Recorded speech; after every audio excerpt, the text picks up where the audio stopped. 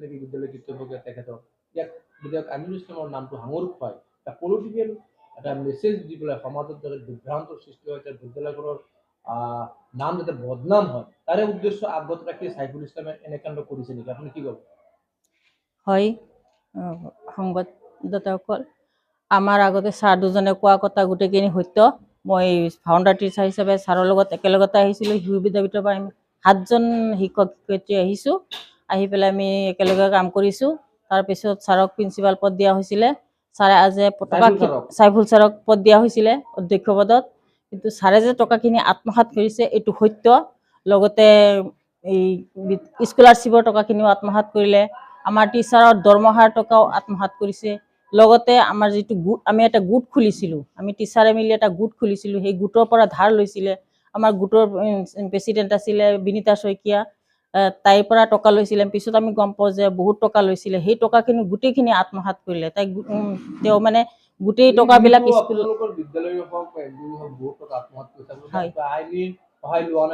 নাই। আমি মানে আমাৰ একেলগে শিশু বিদ্যাপীঠৰ 7জন টিচাৰ আহিছিলোঁ। আমি ফাউণ্ডাৰ টিচাৰ গোটেইখিনি, আৰু সেইজন ছাৰ মানে কমিটিৰ এজন সদস্যও আছিলে। আমি তাক সেই সন্মানৰ খাতিৰত আমি আইনী ব্যৱস্থা কোনো লোৱা নাই। কিন্তু এইবাৰ আপোনালোকৰ নাম সাঙুৰ খুৱাইছে বিদ্যালয়খনৰ লগতে স্থানীয় বিধায়ক আমিনুল ইছলামৰ নাম সাঙুৰ খুৱাইছে, বিভিন্ন অপবাদ দিছে। এইবাৰ কিবা আপোনালোকে আইনী ব্যৱস্থা ল'ব নেকি? আইনী ব্যৱস্থা আমি আগতেই নলওঁ। ছাৰ আহক, ছাৰক ৱেলকাম জনাইছোঁ। ছাৰ আহক, আমাৰ কমিটিৰ লগত বহক, কিয় টকাখিনি আত্মসাৎ কৰিছে বা এনেকুৱা জবাবদিহি কিয় কৰিছে, ৰাজনীতিত কিয় নিছে বস্তুটো, এইখিনি সাক্ষাৎ কৰক। আমাৰ গোটেইখিনি ডকুমেণ্টছ আছে, সেইখিনি সাক্ষাৎ কৰক, তাৰপিছতহে আমি চিন্তা কৰিম। ঠিক আছে, থেংক ইউ। আপোনাৰ লগত বিধায়কৰ নামটো তেওঁৰ জড়িত কৰাৰ উদ্দেশ্য প্ৰণোদিত এইকাৰণে যে বিদ্যালয়খন যেতিয়া প্ৰতিষ্ঠা কৰা হৈছিলে তেতিয়া বিধায়ক নাছিলে, তেখেতে এই অঞ্চলৰ এজন শিক্ষক আছিলে। শিক্ষক হিচাপে তেখেতে ইয়াত এখন NGO কৰিছিলে, দহগাঁও আঞ্চলিক সমাজকল্যাণ সমিতি, আৰু সেইখন সমিতিৰ তেখেত প্ৰতিষ্ঠাপক সম্পাদক, আৰু সেই সমিতিখনেই বিদ্যালয়খন কৰিছিল। গতিকে তেখেতে বিদ্যালয়ৰ প্ৰতিষ্ঠাপক সদস্য হিচাপে আমাৰ লগত স্কুলখন একেলগে কাম কৰি গৈছিল। পিছতহে তেখেত বিধায়ক হৈছে। আৰু যেতিয়া বিদ্যালয় প্ৰতিষ্ঠা কৰা হৈছিলে তেতিয়া বিদ্যালয়ৰ অধ্যক্ষ আছিলে চৰকাৰ গিয়াছুদ্দিন আহমেদ, তেখেতে 1 বছৰ চলালে। মই নিজে 5 বছৰ চলাইছোঁ। তেতিয়া মোৰ পিছতে সাইফুল ছাৰক দিছিলোঁ আমি, তেখেতে 2 বছৰ চলোৱাৰ পিছতে আমি যেতিয়া 15 চনত হায়াৰ ছেকেণ্ডেৰী কৰিম বুলি বিদ্যালয় পৰিচালনা কমিটিৰ সিদ্ধান্ত লৈছোঁ, আৰু তেতিয়াই আমি অফিচিয়েল গাইডলাইন মতে যিহেতু হায়াৰ ছেকেণ্ডেৰী কৰিলে MA পাছ প্ৰিন্সিপাল লাগে, সেই সূত্ৰে আমি স্কুলৰ ভিতৰৰ পৰা এজন MA পাছ ব্যক্তিক প্ৰিন্সিপাল দি পেলাই তেখেতক বেলেগ দায়িত্ব দিছিলোঁ। আৰু সেই সময়তে অধ্যক্ষ হিচাপে তেখেতে যিখিনি লেনদেনৰ কথা আমাৰ ইতিমধ্যে উপৰোক্ত বক্তাই কৈছে যে তেখেতে আমাৰ স্কুলৰ হিচাপ মতে মই সচিবে যেতিয়া পইচাখিনি তেখেতে কালেকশ্যন কৰে, দেখিলোঁ 65,000 টকা তেখেতৰ হাতত সোমাই আছে, তেখেতে দিম বুলি নিদিলে। আৰু তাৰপিছত যেতিয়া আমি পইচাখিনিৰ কথা অলপ জোৰ দিলোঁ তেতিয়া তেওঁ লাহে লাহে আমাৰ পৰা পলাই ফুৰি পেলাই বেলেগ বিদ্যালয়ত জইন কৰি আমাৰ বদনামটো আৰম্ভ কৰিছে। আৰু সেই সময়তে বিধায়ক এইখন বিদ্যালয়ৰ প্ৰেচিডেণ্টো নহয়, ছেক্ৰেটাৰীও নহয়, তেখেতে NGOৰ প্ৰতিষ্ঠাপক সদস্য হিচাপে আমাৰ বিদ্যালয়ৰ প্ৰতিষ্ঠাপক হিচাপে লগত মেম্বাৰ হিচাপে আছে। আৰু আমাৰ 15জনীয়া কমিটিয়ে বিদ্যালয় চলায়, য'ৰ প্ৰেচিডেণ্ট চৰকাৰ গিয়াছুদ্দিন আহমেদ আৰু য'ৰ ছেক্ৰেটাৰী মই আৰু আমাৰ বাকীসকল প্ৰতিষ্ঠাপক সদস্য। ইয়াত বিধায়ক হিচাপে পিছতহে পদ পাইছে, আৰু স্কুলত প্ৰথম ফাউণ্ডাৰ মেম্বাৰ হিচাপে তেখেতে শিক্ষক আছিলে ইয়াতে। গতিকে বিধায়কে ইয়াত এতিয়া কোনো তাৰ লগত ৰাজনৈতিক শত্ৰুতা নহয়, বা কিবা এটা সাইফুল ইছলামৰ কোনো পলিটিকেল ডাঙৰ মানুহ নহয় তেওঁলোকে কিবা ষড়যন্ত্ৰ কৰিব লাগিব বা তেখেতক ইয়াৰ পৰা ওলাই দিব লাগিব। এতিয়া যেতিয়া বিধায়ক চাহাবে ধিঙৰ পৰা গৈ ৰূপহীত গৈছে, তেখেতে ৰূপহীৰ ভোটাৰ হিচাপে হয়তো বেলেগ দলৰ কোনো প্ৰৰোচনাত পৰি পেলাই কোনোবা এজেণ্ডা ইছ্যু লৈ পেলাই তেখেতৰ নামটো সাঙুৰিছে, যিটো গৰিহণাযোগ্য, যিটো ভাবোঁ বিধায়ক ইয়াত কোনো পধ্যেই জড়িত নহয়। তেখেতে ইয়াত একেবাৰে তেওঁৰ ব্যক্তিগত মালিকাধীন বিদ্যালয় নহয়, তেখেতে বিদ্যালয়ৰ প্ৰতিষ্ঠাপক সদস্যহে হয়, আৰু এই বিদ্যালয়ৰ প্ৰেচিডেণ্টো নহয়, ছেক্ৰেটাৰীও নহয়। গতিকে মই দেখা কৈছে আপোনালোকৰ বিদ্যালয়খন সঁচাই আমাৰ সমাজত প্ৰতিষ্ঠিত হ'বলৈ গৈ আছে। বৰ্তমান আপোনালোকৰ বিদ্যালয়ত কিমানজন ছাত্ৰ ছাত্ৰী আছে? এতিয়া আমাৰ ইয়াত ধৰক প্ৰায় 1000ৰ বেছি ষ্টুডেণ্ট আছে, 1040 মান ষ্টুডেণ্ট আছে। কিমান ষ্টাফ আছে? আমাৰ প্ৰায় 52গৰাকী আমাৰ শিক্ষক কৰ্মচাৰী আছে। বিদ্যালয় কৰাৰ সময়ত 7গৰাকী শিক্ষক শিক্ষয়িত্ৰী আছিলে।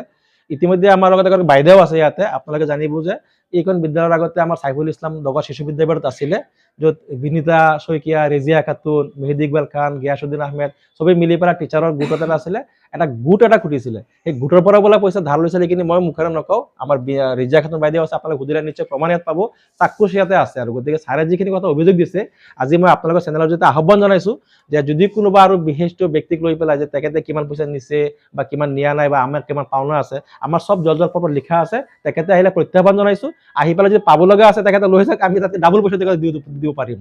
আৰু মিছা অভিযোগ দিছে, এনেকৈ অভিযোগ দি পেলাই বিদ্যালয়ৰ বদনাম নকৰাটো আমি কামনা কৰিছোঁ।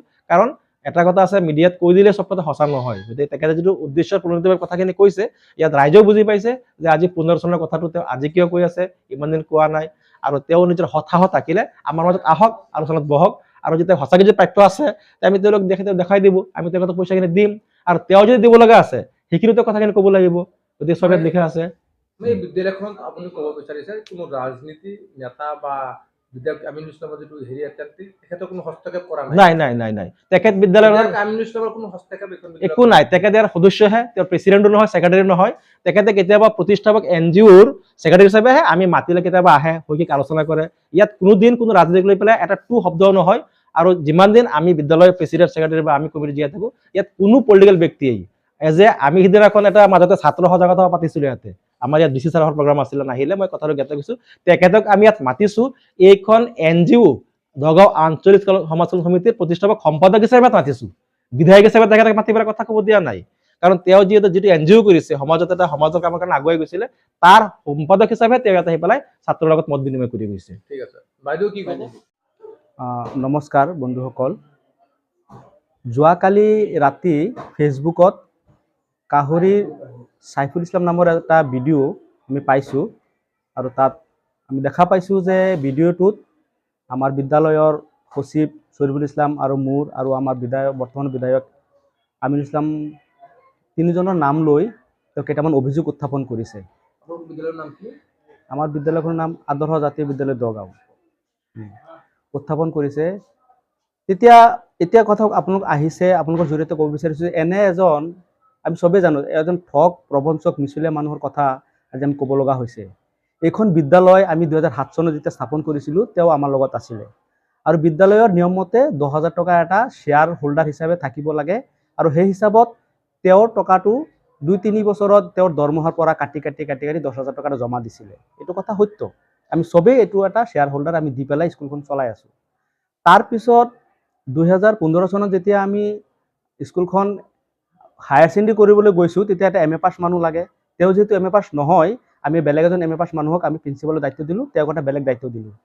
আৰু তেওঁৰ হাতত যে অধ্যক্ষ পদ হিচাপে তেওঁ যে আছিলে, আমি হিচাপ কৰিলোঁ যে আপোনাৰ কিমান টকা আছে স্কুলত ষ্টুডেণ্টৰ পৰা লৈছে, এইখিনি হিচাপ কৰক, কৰি পেলাই দৰমহাখিনি আদায় কৰক। তেতিয়া তেওঁ অলপ আঁতৰি থাকে, পলাই ফুৰে, স্কুলত ধৰা নিদিয়ে।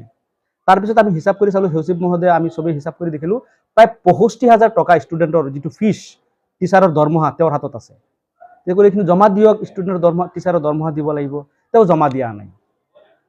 কিন্তু তেওঁ 10,000 টকা দিয়াটো আমাৰ হাতত আছে, তেওঁ যিটো শ্বেয়াৰ হোল্ডাৰ আছিলে, তেওঁ আজিলৈকে জমা দিয়া নাই। আৰু তেওঁক আমি 1 নম্বৰত ৰেজিষ্টাৰত নাম দিছিলোঁ যে আপুনি আহক, আপোনাক শৈক্ষিক এটা নিৰীক্ষক পদ দিছোঁ, আপুনি এতিয়া প্ৰিন্সিপাল নহয়, প্ৰিন্সিপালৰ ওপৰত এতিয়া আপুনি, যিহেতু আমি MA পাছ নহয়, সেই হিচাপত দিছিলোঁ। কিন্তু তেওঁ নাহিলে, আৰু বিভিন্ন অভিসন্ধি কৰি বিভিন্ন সময়ত বিভিন্ন অভিসন্ধি কৰি আছে। আজিলৈকে তেওঁ সেই 65,000 টকাটো দিয়া নাই। আৰু এই 14-15ত আৰু এটা কাম কৰিছে, তেওঁ বিদ্যালয়ৰ স্কলাৰশ্বিপৰ নামত কিছু ষ্টুডেণ্টৰ টকাও মাৰিছে। বহুতখিনি ষ্টুডেণ্টে তেওঁক ডাইৰেক্ট স্কুলত জবাবদিহিও কৰিছে যে আমাৰ টকাখিনি আপুনি কিয় মাৰিছে, সেই টকাখিনিও ঘূৰাই দিয়া নাই। গতিকে এনেকুৱা বহুত কিছু বদনাম তেওঁৰ আছে, যিটো আমি গম পাওঁ, কিন্তু আমি তাৰ পিছত লাগি থকা নাই, আমাৰ সময় নাই, বিদ্যালয়খনৰ লগত আমি চলাই আছোঁ। এইটো দুখ পাইছোঁ যে এখন ভাল বিদ্যালয়ক মানে হাংগুৰি এজন ব্যক্তিগতভাৱে MLAক আক্ৰমণ কৰাটো খুব বেয়া হৈছে। তেওঁৰ কিবা ৰাজনৈতিক ইস্যু আছে, তেওঁৰ লগত লাগি থাকক। স্কুলখনক বদনাম কৰাটো আমিও ভাল পোৱা নাই আৰু ৰাইজেও ভাল পোৱা নাই। এইখিনি কথা।